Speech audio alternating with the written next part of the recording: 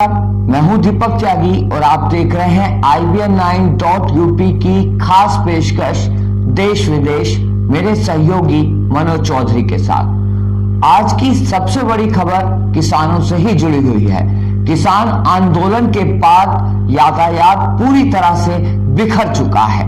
यहां तक कि जो बसें आनंद विहार तक जाती थी, अब बहुत सारी बसें ऐसी हैं जो आनंद विहार जाने से डर रही हैं। बल्कि ये कहना गलत नहीं होगा कि पूरी तरह से किसानों का जो खौफ था, अब आनंद विहार बसों में बैठे ड्राइवरों के मन में भी वही खौफ जागने लगा है। मैं आपको बता दूं, जिसका खामियाजा आम यात्रियों को भुगतना पड़ रहा है। यात्री परेशान है। यात्रियों का कहना है कि आखिरकार वो अपने घर पहुंचे तो कैसे पहुंचे। आंदोलन की आग अभी भी लोगों के मन में डर के रूप में बनी हुई है, क्योंकि 26 जनवरी पर जो किसानों ने उपद्रव किया, वो उपद्रव आखिरकार नहीं होना चाहिए था। 26 जनवरी को लोग काला दिवस के रूप में कह रहे हैं कि इतिहास में ऐसा पहली बार हुआ है कि 26 जनवरी के दिन इस तरीके से जो हिंसा किसानों के द्वारा की गई वो नहीं होनी चाहिए थी।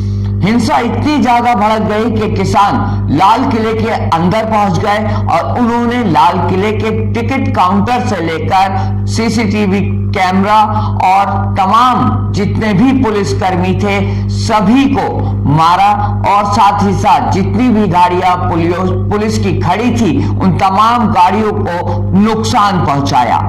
आप बताइए, ये कहां का न्याय है? क्या इसी को हम भारतीय कहते हैं? यदि इसी को हम भारतीय कहते हैं और अपने आप पर गर्व करते हैं, तो शायद किसानों को इस तरह की गलत हरकत नहीं करनी चाहिए थी। इससे हमारे देश का नाम, देश का सर झुकता है। चैनल से लेकर अखबारों तक किसानों के आंदोलन की खबर रोजाना छप रही है। रोजाना पता चल रहा है कि आखिरकार किसानों ने कितना नुकसान पहुंचाया सरकारी संपत्ति को। साथ ही साथ मैं आपको बता दूं कि किसानों का जो आंदोलन था, जो भीड़ थी, उसमें 300 से ज्यादा पुलिसकर्मी घायल हो गए। कुछ की स्थिति बहुत ज्यादा गंभीर बनी हुई है और जो कुछ पुलिसकर्मी हैं उनको छुट्टी दे दी गई है। लेकिन बहुत सारे ऐसे पुलिस वाले हैं जिन्होंने अपनी जान की बाजी लगा दी, किसानों के सामने अड़े रहे। उनका यही मकसद था कि किसान लाल किले के अंदर घुसकर कोई भी उपद्रव ना कर सके, लेकिन ऐसा हो नहीं सका। किसानों ने पुलिस से लेकर तमाम जितनी भी सरकारी संपत्ति थी सभी का तहस नहस कर दिया।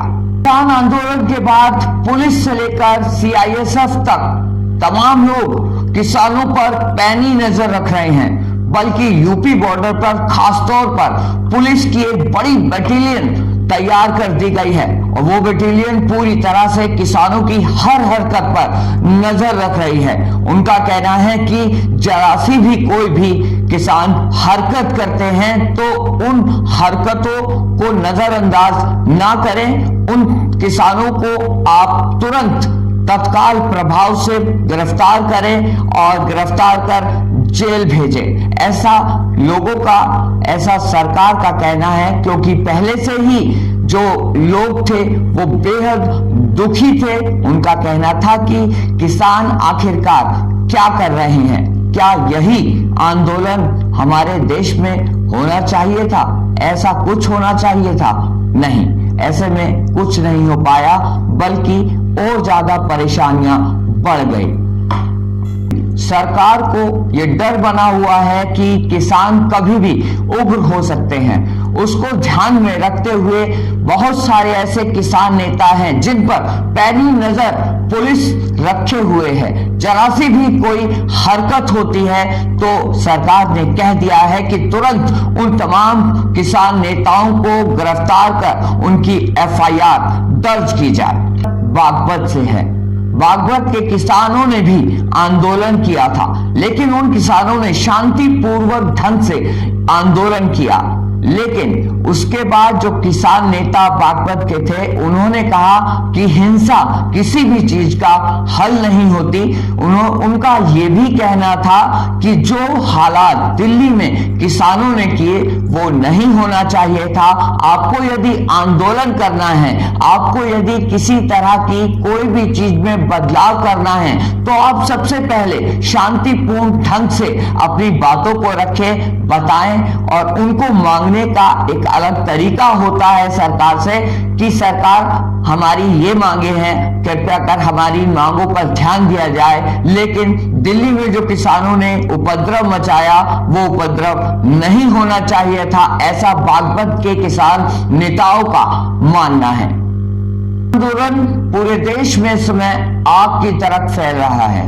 तमाम गांवों में, तमाम जगहों में जो है किसान आंदोलन बढ़ता जा रहा है। हर कोई अपने अपने अंदाज में किसान आंदोलन का विरोध कर रहा है। कुछ किसान ऐसे हैं जिन्होंने आंदोलन किया, अब उत्तेजित होकर सरकारी संपत्ति को नुकसान पहुंचाया। कुछ ऐसे लोग थे जो शांति के तरह सड़क पर बैठे और अपना आंदोलन किया। लेकिन मुजफ्फरनगर में किसानों के आंदोलन करने का तरीका ही अलग था।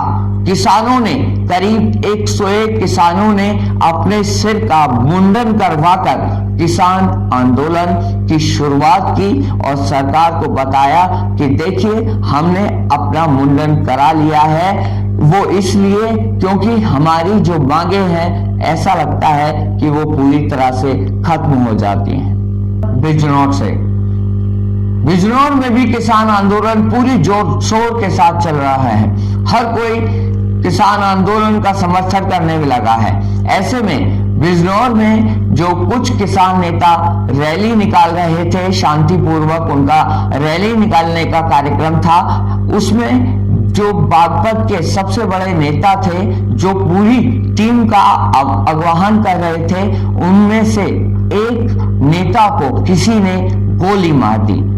अभी तक उस शख्स का पता नहीं चल पाया है कि आखिरकार किसने किसान नेता को गोलियां मारी। अलग अलग तरीके से अपने अपने हक की मांग सरकार से कर रहा है। लेकिन ऐसे में सिंधु बॉर्डर पर जो भी किसान बैठे हुए थे धरना स्थल में, अब उनमें आपस में मतभेद होना शुरू हो गया है।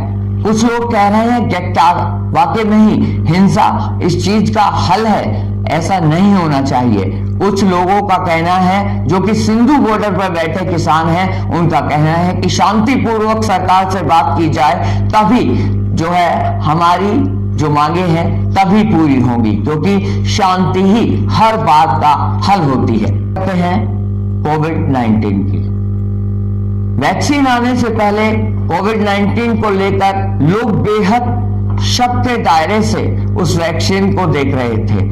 लोगों को डर था कि कहीं वो वैक्सीन उनके ऊपर कोई साइड इफेक्ट न डाल दे। लेकिन अब लोग बढ़ चढ़कर वैक्सीन लगवाने के लिए तैयार हैं। उनका कहना है कि जो वैक्सीन सरकार द्वारा लगाई जा रही है उससे काफी आराम लोगों को मिल रहा है और बहुत सारे ऐसे लोग हैं जो इस समय कोविड-19 के शिकार हैं, उनको भी इस वैक्सीन का बहुत फायदा मिल रहा है।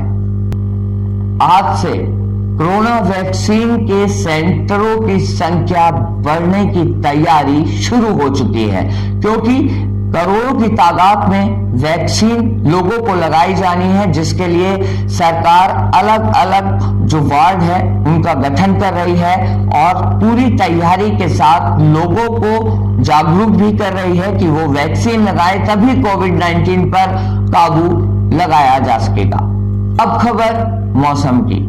मौसम पूरी तरह से बेईमान हो चुका है। लगातार कई दिनों से कोहरे की चादर छाई हुई है, लोग बेहद परेशान हैं। ऐसे में मौसम विभाग के वैज्ञानिकों ने भविष्यवाणी की है कि आने वाले 2-3 दिनों तक ठंड और ज्यादा बढ़ेगी, साथ ही साथ जो तापमान है उसमें गिरावट भी दर्ज की जाएगी। तो आप यदि अपने घर से निकल रहे हैं तो जरा संभल कर निकलिएगा, क्योंकि कोहरे की वजह से बहुत सारी दुर्घटनाएं होने का डर बना रहता है।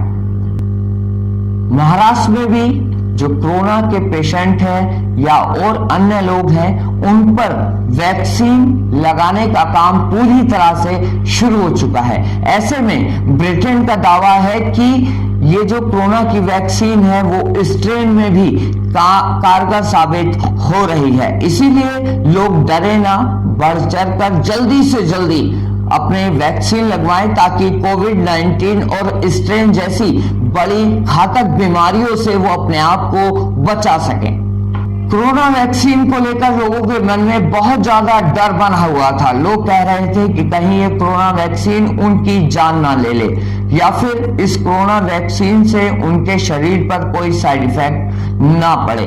ऐसे में 40% लोगों का कहना है कि कोरोना वैक्सीन वाकई में ही कोविड-19 पर कारगर साबित हो रही है और ये वैक्सीन अवश्य लोग लगाएं ताकि कोविड-19 जैसी बड़ी बीमारियों का सामना लोग कर सकें, कोविड-19 जैसी बड़ी बीमारियों को खत्म कर सकें। ऐसा 40% लोगों का मानना है। यूएस में रहने वाले भारतीयों को काम करने में काफी सारी दिक्कतें आ रही थी। बहुत सारे ऐसे लोग थे जो यूएस से भारत पलायन कर रहे थे, लेकिन अब ऐसा नहीं होगा। अब बेहिचक भारतीय लोग अपना काम यूएस में कर सकेंगे, ऐसा यूएस सरकार का कहना है। साथ ही साथ HS4 के तहत जो वीजा है उसका भी पूरी तरह से ध्यान रखते हुए लोग काम करेंगे। कोई भी भारतीय आराम से यूएस में काम कर सकेगा, बेहिचक तरीके से काम कर सकेगा, ऐसा यूएस सरकार की तरफ से निर्देश आया है।